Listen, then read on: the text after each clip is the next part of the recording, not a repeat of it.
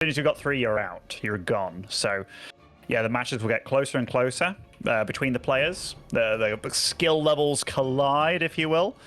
And here, while both these guys are at 1-1, so it's very important, we have Haas spawning over at the top left-hand side as our blue Protoss. And down the bottom right, our red Zerg will be GogojOey as we get ready to go into this CVP. I thought, I can't remember when or how I read this, but I feel like I remember reading something like Haas was going to retire, but then obviously he's still kind of around. Yeah. I read that a long time ago too. Yeah, I don't know if this is like, oh, he's going to like take a step back, but he'll still play because like a lot of the time these guys have the skill to still take part in these events, right? But I do feel as though, I mean, I know he's not on a team right now or anything, but I don't know, like I feel like I see Haas just as much as I used to see him for the last few years anyways, so yeah, I'm glad that you've heard of it as well, so it's not just me going super crazy. Yeah, I mean, like, there's a few players that, you know, they say they retire and then never actually retire, you know, like that's a kind of an ongoing meme. But then there's players like, for example, Neeb, that, yeah, I'm done now, and I haven't seen him since, you know. Yeah, and like, I think Neeb's a smart dude as well, so like whatever he chose to do, he's probably doing very well. I know his bro was working nicely at some solid company, like a YouTube or a Google or whatever. So yeah, probably in his genes to do well. But yeah, Haas, just, yeah, I remember reading it, I feel like around the time that I heard Neeb. And it was just like, oh, okay, but I'm still seeing you all the time. You're still just as crazy. But if I look at this game right now, it looks like Haas is playing pretty standard thus far. Yeah, nothing to immediately kind of be like, yeah, there we go. There's the Haas we know and love and all of that. Nothing like that at all just yet. So that is obviously an interesting little something to note. Yeah, I mean, to be fair, I feel like the last few years when we have seen Haas, he's been getting a little bit less crazier and less crazy each and every time we saw him. So I think the last time I casted Haas must have been last season of this, probably. I think he did just play kind of normal games. I was like, oh, like that's not meant to be disappointing, but like because Haas set such a high expectation of seeing different and crazy and fun, I kind of was disappointed that it was just sort of normal, you know. He wasn't quite the cheesy Haas that we knew and loved. He does open Twilight here, which is maybe on the more aggressive side in a PvZ, and he does just walk the Stalker into the middle. Ignored the Overlord, which I thought was going to be like a really just send it across the map scenario, but now he's going to turn around and pick that off, although the Overlord in the main is going to confirm the Twilight Council. Absolutely is. I mean, Stargate is absolutely the tech of choice for most Protoss, but Haas is not most Protoss, and getting an Overlord in the middle of the map, that's nice, because that Overlord in the main also definitely wants to get back home, and Haas going to be going for Glaives, and that does definitely set the tone for what kind of game he wants to bring. Very, very feisty. This used to be a build that people didn't every time they played PvZ, but ever since recent patches, Stargate definitely being the tech of choice, most likely for Protosses. Yep. Absolutely. It's a bit of a throwback build, but you know what? I always feel as though Glaives is a good one to kind of come in and be like, well, can you hold my Glaives? You know, it's a good like skill check. Like, hey, if I just straight up go Glaives, can you hold this? You know, and that sets the tone for the series. If GogojOey does well against this, then Haas might just, you know, divert to Stargate play for the rest of the match. But if GogojOey can't hold this, then Haas probably fills himself with confidence, knows that he can have a good game too as well. And it just genuinely puts you in some trouble as GogojOey. So we'll see how he does. I like the Roach Roar in time and doesn't feel like he's going to be scrambling to get Roaches up. Feels like everything is pretty well set. Just a few drones down from what Haas is at, which is maybe a bit of a concern. He adds a few more now just before some Roaches, and that's what I wanted to see. Maybe just get up to like 40-ish and then really kind of crank Roaches out. Yeah, so far GogojOey's response has been pretty damn solid overall, hasn't it? Like, he was as greedy as he should be, about 40 being the right number here. Has he invested in much else? Like, there's no Spore Crawlers, which rightly so. I mean, the only time you want to make Spore Crawlers against what he's seen thus far, because he has had a good scout, is against the potential of DTs afterwards. Now he starts putting them down, thinking about that, which, you know, I respect that. He is against Haas. And so far, he's not really cut any corners. Creep spread's starting to work its way out as well. And this little push over depths is scouted from where it's coming as well. Funny third location for Haas, by the way. Not going for any of the two more regular locations there. Yep.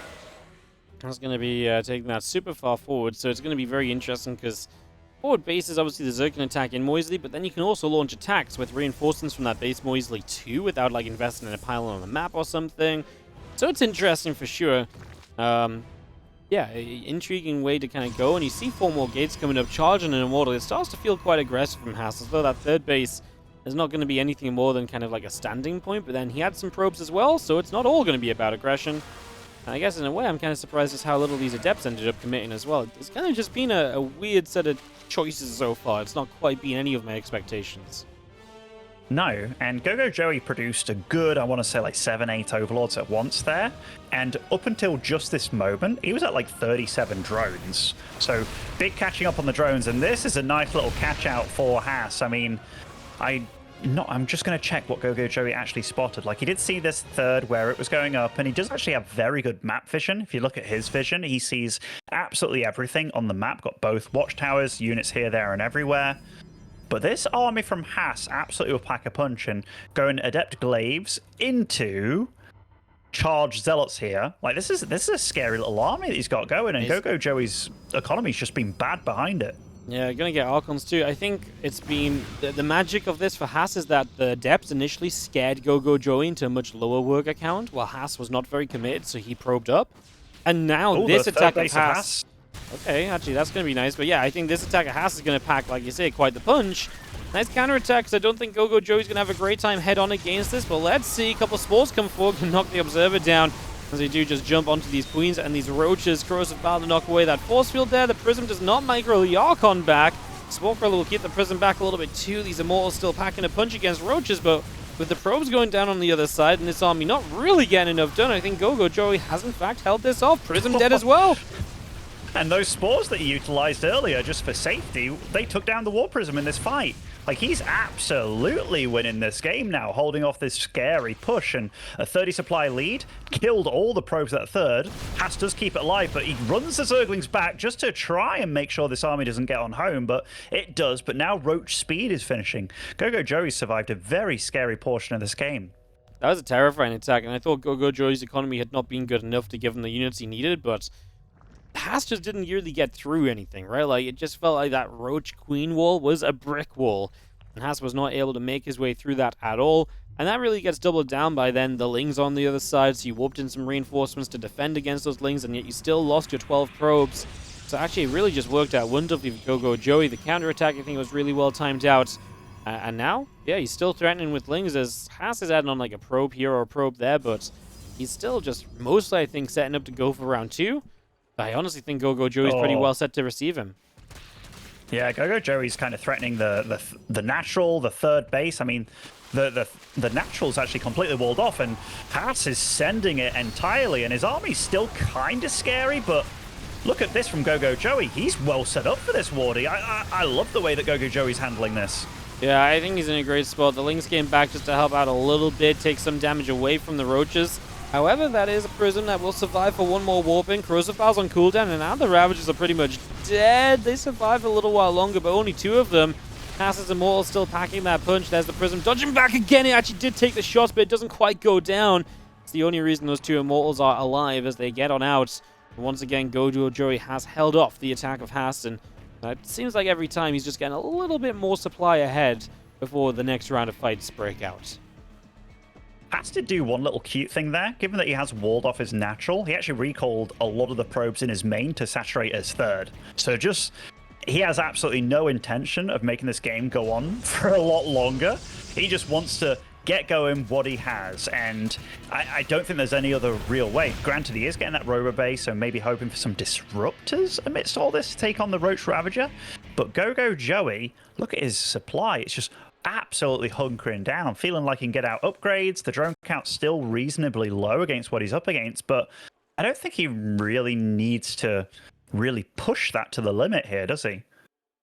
No, I mean, it would maybe be a bit safe to get like 10 more drones and then just Roach Ravager it up, but like, honestly, he has a lot of Roach Ravager, and his opponent still only really has 2 Immortals at this point. Disrupt on the way, though. That might help Haas as GogojOey hits his third, but if this third goes down, Haas is kind of just dead. Then you really don't need more drones to GogojOey, and he gets this base very easily. There's no real defending that, and I think Haas is really just kind of waiting on this Disruptor to try and make enough of a difference. as it is going to drop down. Oh. It's actually engageable. Too far forward there from Haas. GogojOey is looking great here for game 1. He really is, and all those probes that ran back to that natural wardy, I dare say they might still be sat there hugging that wall, Yeah. and they can't get back in. So from bad to worse here, and GogojOey, he's just feeling it, man. Like, his army, it's bigger, it's stronger, it's very microable as well with all this hitting and running, but maybe, lifted up before it connected, but might have died if it didn't, so stuck in a hard place there. All the probes falling as well. Haas down to 70 supply, and 3 Immortals are strong, though. Yep, now 3 Immortals are strong, and that's the only reason GogojOey isn't really breaking through. Those Immortals are still hitting. He just needs an extra round of roaches or so. Messy. GogojOey does go back home, but not with his tail between his legs. No, he comes home a bit of a conqueror at this point, and right now, just can afford to sit back a little bit. Economy's still damn good. 53 drones to 33 workers.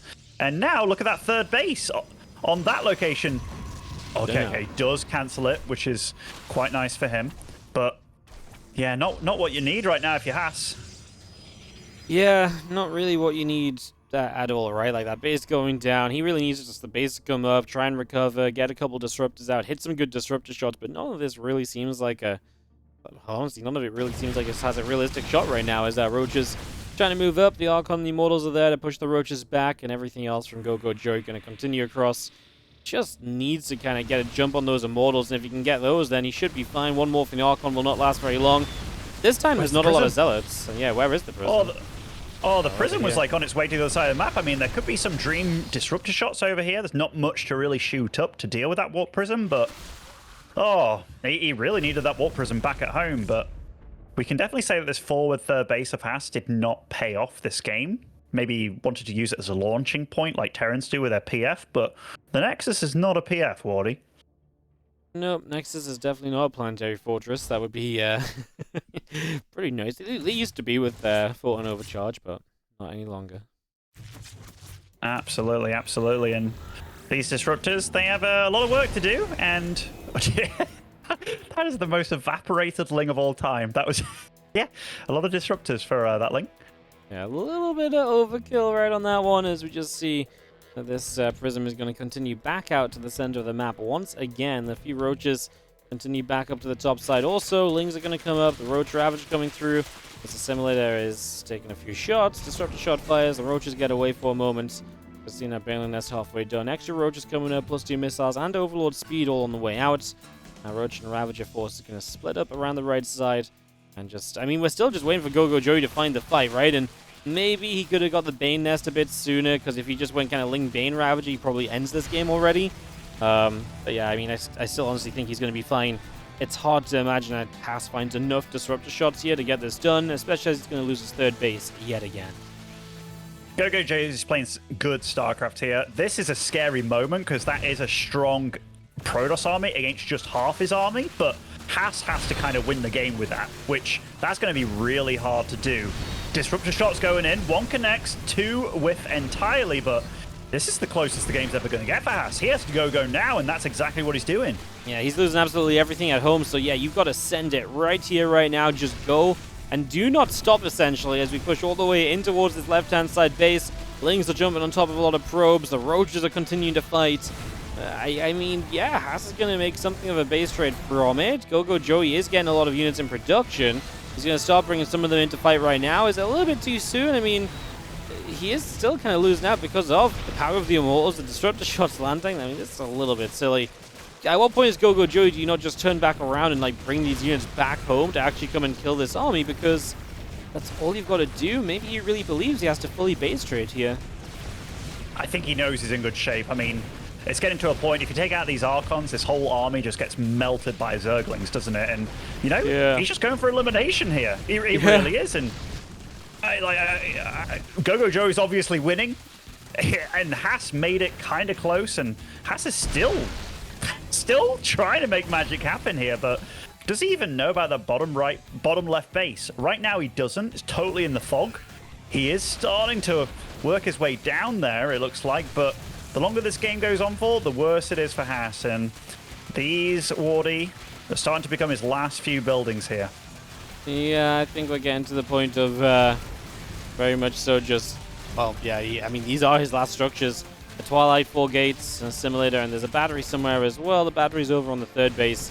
The roach is still coming up. I mean, honestly, GogojOey's army is, at multiple points, feels like it should have absolutely been able to get rid of Haas, and it just never has. We're down to 2 gateways, no probe on the map, the battery as well. We're going to kill off these structures in the main base, it would seem. Oh, the Immortals get here now. Roach is going to chase up. The Archon in the back's going to go down. Somehow this is still worth commentating, but Haas is going to type GG.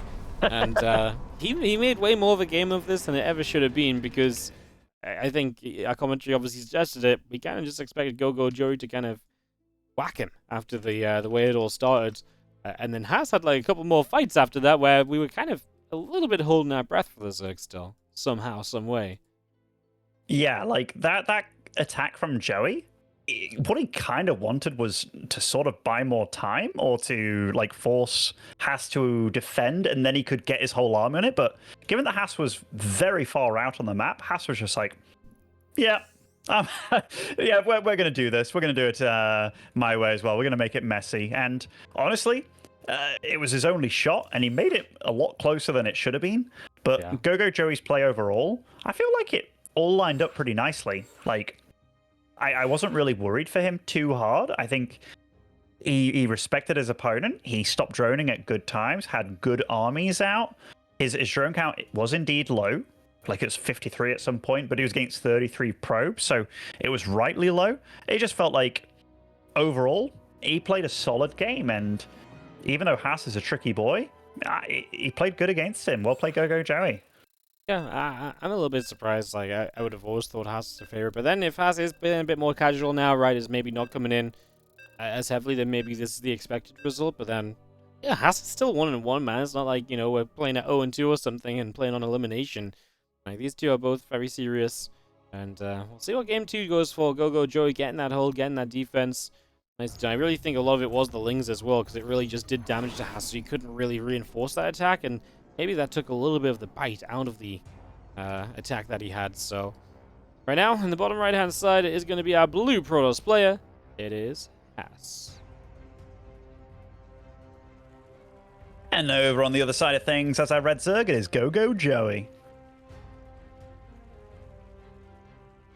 Yeah, honestly impressed overall by GogojOey that game. I think it was crazy, and maybe he could have just gone for a good stomping on the army. He was playing solid StarCraft, man. Like, you never know when your opponent's just going to send it and go crazy. Like, you know, you can call that bluff sometimes here and there, but overall, I still didn't see him losing that game at any point, right? Which, yeah, that's some good, solid StarCraft out of him. Yeah, no, he was... It was just weird because, like, it felt like his army should be able to fight, and the Immortals were just so unkillable. They lived up to their name for once, so yeah, it's kind of like the old days where you just see like Zerg trying to fight Immortals with roaches. It's just like, it's never gonna work, but like he was always still ahead enough that it should work, and yeah, it was kind of a little bit wild, I guess. It certainly was. Has this game no scout, no early probe to deny any sort of shenanigans going on. So absolutely as greedy as he can be this game. This is definitely a Rotterdam approach to your PvZ. And if it is the scout after like a cybernetics core, aka the kind of, I would call it the almost useless scout, because it's like you don't really get anything done. Okay, he's going to stay at home. So yeah, Haas playing as greedy as he possibly can here with this. He's going to go with the probe, man. He's sending it. Yeah, he's going to scout late, and he's going to come across and be like, oh, cool. Well, I'm not being all in, which he would have been dead against. And I'm not, and you're not doing anything weird, which, yeah, I guess I would have assumed it because I would still be alive. So, yeah, the Cybercore Scout's always a weird one to kind of justify from the Pro's point of view. Yeah, it's almost like there's a few things in StarCraft that ever since I heard them, I'm like, they're ingrained in my brain. For example, like Serral, when he said he never understood, am I still in the game scans? Because it's like, yeah, they don't make sense. It's like, why would you scan to see if you're still in it? Like, oh, they don't have an expo there. I'm still in. Just play like you're still in anyway. Or like, you know, if you had a greedy build planned out, that's like, yeah, I'd lose against this proxy 2-Rax, but if he does that anyway, even if I scout it, I'm dead with this greedy build. So you might as well go full pedal to the metal, right? Like a game of extremes, because there is definitely that element of getting lucky, that element of gambling in StarCraft 2, but there's also an element of smart plays out of it, because it is always going to be a game of incomplete info. Yeah, no, you're right. Incomplete information is kind of what it makes the matchup so makes all the matchups so interesting, right? Because then you've got to make some guesses, you got to try and get the best possible information you can. This is a game Fleet of Beacon. Yeah, very interesting info as the Fleet Beacon drops down from Haas. Yeah, you know, this is maybe the fastest Fleet Beacon we'll see, but it's not unheard of to play like double Stargate, like Tempest or something. But it just feels like that's a very fast Fleet Beacon. Is that a Mothership Rush? Well, like, you know, around like Gamers 8, there was definitely a lot of double Stargate carrier builds happening. Like, I'll not forget MC against Stefano. Like, Stefano didn't practice a single game of CVP. Then Classic does that build in Games 8, does really well, like taking out players like Serral and Raynor. But yeah, this absolutely could be. It could be anything. It's Haas. Let's be real. But I'm kind of expecting. Tempest. Oh, it is Tempest. Wow. It was just the second Stargate was kind of late. That's what I meant with like the Fleet Beacon is so quick, because usually you would go like second Stargate then the Fleet Beacon alongside it, because usually you want these two units starting up together. So this is a little bit intriguing. I feel like things are a little bit out of sync from what they would usually be. But yeah, the Tempest isn't usually the common way to go. It used to be on certain maps. Parting used to absolutely love this build, for example, but it's not really been Tempest for a long time. It has been the double carriers, as you mentioned, when we've seen this build over the last few months. I'm just looking, dead air locations, like, there is that spot above the third base of GogojOey that may be there. Like, I'm just looking around the map at spots where Tempest could be real damn annoying, because you're against Haas, you know he can be tricky, but double Stargate Tectonic Stabilizer's tricky. Yeah, this might catch Joey a little bit off guard, but I'm excited to see where it goes, man. It's fun, isn't it? Like, it's different enough. Honestly, like, let's see what happens. I mean, two Tempests starting to move across the map. The next already on the way. Spire on the way up already, though, from GogojOey. So the fact he already has Spire, even if it was only 10 seconds ahead of time, that's 10 seconds close to getting out Corruptors, which will completely shut this down. And that's why I don't know if I like the Tempest, because if once the Corruptors out, the Tempests get chased back, when do the Tempests then next have a role in this game? Carriers almost always do. I feel like Tempests are then pretty bad against everything for a long time. I actually really like how GogojOey's gone about this game, by the way. Like, did you see his Zerglings on the map? There was like 4 spread out around the base, and like one of them got killed, obviously, just to see what's coming and when it's coming. But it has shown that he does have Tectonic Stabilizers, and right now the Queen count's pretty healthy as well. Like, GogojOey overall, like, this is annoying, obviously, but as long as he keeps the Queens alive with the energy here and just buys time. Uh-oh, that is one Queen that will fall that had energy there. That is very unfortunate. And so far, these Tempests are kind of getting away with murder on the front line here. But GogojOey has enough money saved up that he can start getting out the Corruptors here. So that is nice for him. But Charge starting up for Haas. That will be the second wave of aggression from him. Yeah, these Queens have taken a few steps back, but then they try and re-engage forward. They've got so much, distance to close. Now they're really going to chase, and a lot of these Queens will go down. Good thing the Corruptors are on the way. We'll see if those Corruptors are going to be enough to fight off those Tempests, because right now, they just keep on moving forward. With pretty much every Queen going down. This Hatchery's about to die. Tectonic Destabilized putting the work, and we're going to fire 1 or 2 more shots to finish off that base. Then we might just recall out of here, gets the Queen. Now I recall before more Corruptors come up. And hey, we kill the third base of the Zerg. That's pretty darn good going. That's about as good as that could have gone, isn't it? Like, I'm looking at the resources lost tab here. 1,860 versus 475. And, like, it was, what, 1 Tempest that he lost amidst all that and killed a lot of Queens, which slows down your production. And the third base as well. Now he gets to scout this base, which is nice. These Tempests are sat on top of a green battery overcharge. Gonna be hard to take this out. And I mean, the one nice thing for GogojOey is he can come back when that's gone, but did outstay as welcome. Sees a lot of Zealots warping in. Yeah, there's a massive army across the map, and the preparation for this from GogojOey, I want to say, doesn't exist. A lot of his supplies Corruptors. There's a lot of Roaches here, and I guess maybe right away this will be enough. A couple Archons do start to get on top. The Roach, Zealots doing the tanking. The Roaches start to deal with this as Hasta tries to push through, but I guess without reinforcements and a few Zealots still trailing behind, this is actually not going to be so bad. GogojOey pushes back this attack. Now the Corruptors are kind of still catching Tempest in the middle. That's just a trade out that's going on, and GogojOey takes a 40 supply lead on the back of this. A new third up and running for him all of a sudden, and he's back to 3-base saturation.